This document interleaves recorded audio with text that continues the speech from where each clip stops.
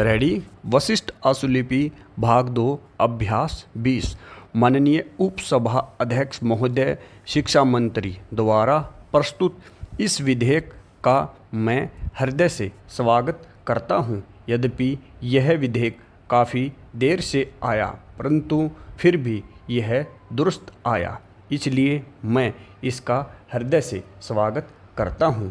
उपसभाध्यक्ष महोदया, राष्ट्रपिता पूजनीय बापू ने हमारे देश की राष्ट्रीयता की अभिनव कल्पना की थी। वह कल्पना सर्वांगीण थी।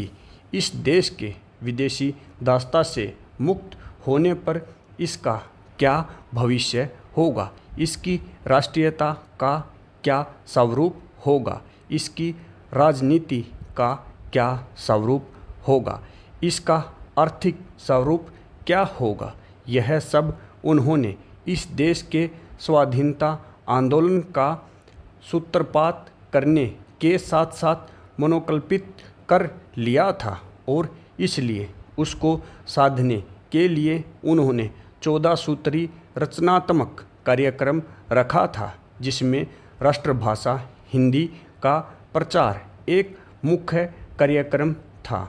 उनकी कल्पना में कोई संशय नहीं था कि स्वाधीन भारत की राष्ट्रीय चेतना की, राष्ट्रीय उद्बोधन की और राष्ट्रीय एकता की जो एक भाषा होगी, वह देवनागरी लिपि में लिखी जाने वाली हिंदी होगी। हिंदी को उन्होंने इसलिए नहीं सारे देश के कामकाज की भाषा चुना था कि वह इस देश की प्रसिद्ध भाषाओं में सबसे धनी थी, उसमें साहित्य सबसे ऊंचा रहा हो या कोई दूसरी भाषा इस देश की उससे किसी मायने में कम थी।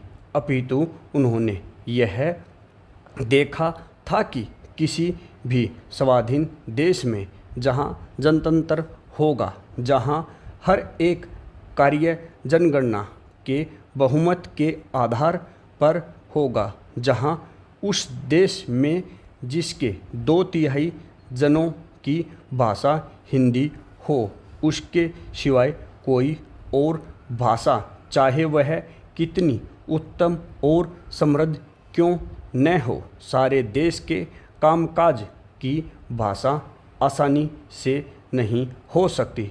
भाषाओं का चयन उनकी उत्तमता, उनकी योग्यता से नहीं करते, अपितु इसलिए करते हैं कि कितने अधिक से अधिक लोग सुगमता से उसको सीखते हैं और उसको बोलते हैं।